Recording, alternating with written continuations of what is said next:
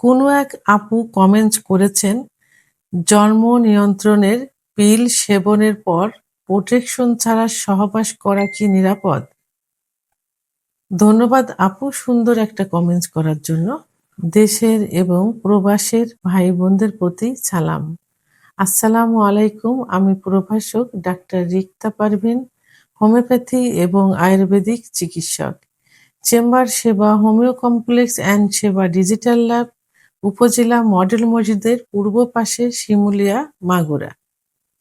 কোনো এক আপু কমেন্ট করেছেন, জন্ম নিয়ন্ত্রণের পিল সেবনের পর প্রোটেকশন ছাড়া সহবাস করা কি নিরাপদ?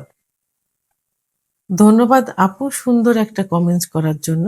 অনেকেই কিন্তু এই কমেন্টসটা করে থাকে, আবার অনেকে কিন্তু বোঝেও না। অনেকেরই ধারণা যে জন্ম নিয়ন্ত্রণের পিল ব্যবহার করলে কোনো কিছু আর প্রয়োজন হবে না, অর্থাৎ কোনো প্রোটেকশন আর প্রয়োজন হবে না। তবে আমি এক কথাই বলবো যে জন্ম নিয়ন্ত্রণের পিল কেন ব্যবহার করা হয়? সাধারণত জন্ম নিয়ন্ত্রণ করার জন্য, অর্থাৎ নতুন করে যেন কোনো বাচ্চা গর্ভে না আসে সেটা নিয়ন্ত্রণ করার জন্য এই পিলটা ব্যবহার করা হয়। তবে হ্যাঁ, এক কথায় উত্তর যে জন্ম নিয়ন্ত্রণের পিল সেবনের পর প্রোটেকশনের প্রয়োজন হয় না। তবে কিছু, কিছু ক্ষেত্রে কিন্তু অবশ্যই জন্ম নিয়ন্ত্রণের আ প্রোটেক সেবনের পর প্রোটেকশনের প্রয়োজন হয়। কখন আ প্রয়োজন হয় না? সাধারণত যখন প্রতিদিন একই নিয়মে একই সময়ে সেবন করা হয়, তখন কিন্তু প্রোটেকশনের প্রয়োজন হয় না। টানা ৭ দিন ও সেবন করার পর থেকে কিন্তু আর জন্ম নিয়ন প্রোটেকশন ব্যবহার করা হয় না। এরপর কোনো পিল কখনোই মিস যায়নি। অর্থাৎ যে ২১ দিন সাদা পিলটা খাওয়া হয় এর ভিতরে কখনো আ মিস যায়নি। তখন কিন্তু প্রোটেকশনের প্রয়োজন আর হয় না। পিল সেবনের ২ থেকে ৩ ঘন্টার মধ্যে যদি বমি বা ডায়রিয়া না হয় তাহলে কোনো প্রোটেকশন ব্যবহার করতে হবে না। এখন প্রোটেকশন কখন ব্যবহার করতে হবে? ১ম ৭ দিন, যেদিন থেকে পিল সেবন শুরু করবেন সেদিন থেকে ১ম ৭ দিন প্রোটেকশন ব্যবহার করতে হবে।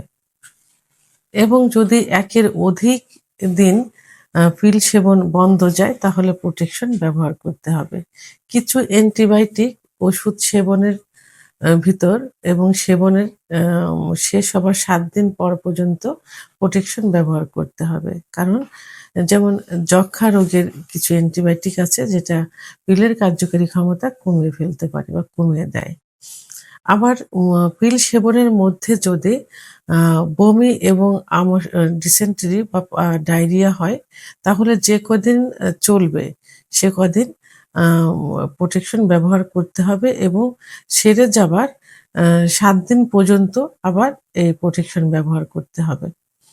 তাহলে যে কারণে প্রোটেকশন ব্যবহার করতে হবে না, সে কারণেগুলো কিন্তু আ আ ৯৯% কিন্তু নিরাপদ থাকা যায়। আর যে কারণগুলোর মধ্যে প্রোটেকশন ব্যবহার করতে হবে সেটা কিন্তু অবশ্যই করতে হবে।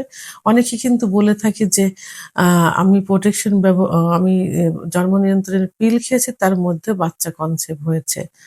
যে কারণগুলো বললাম, যে কারণে প্রোটেকশন ব্যবহার করতে হবে, এই কারণগুলো কিন্তু তার মধ্যে তখন থাকে। যে কারণে কিন্তু সে বাচ্চা কনসিভ করে। তাহলে এই কারণগুলো একটু ভালো করে মনে রাখতে হবে যে কখন প্রোটেকশনটা আ ব্যবহার করতে হবে জন্ম নিয়ন্ত্রণের পিল সেবনের পরেও। আমি সুন্দর করে বুঝিয়ে দিয়েছি। আপনি একটু মনোযোগ দিয়ে একটু ফলো করবেন। তো ভিডিওটি সম্পর্কে যদি কোনো মনোযোগ থেকে থা আ ও ভিডিওটি সম্পর্কে যদি কোনো মতামত থেকে থাকে অবশ্যই কমেন্টস এর মাধ্যমে জানাবেন। আর ভিডিওটি ভালো লাগলে লাইক, কমেন্ট, সাবস্ক্রাইব করে আমার সঙ্গে থাকুন। আল্লাহ হাফেজ।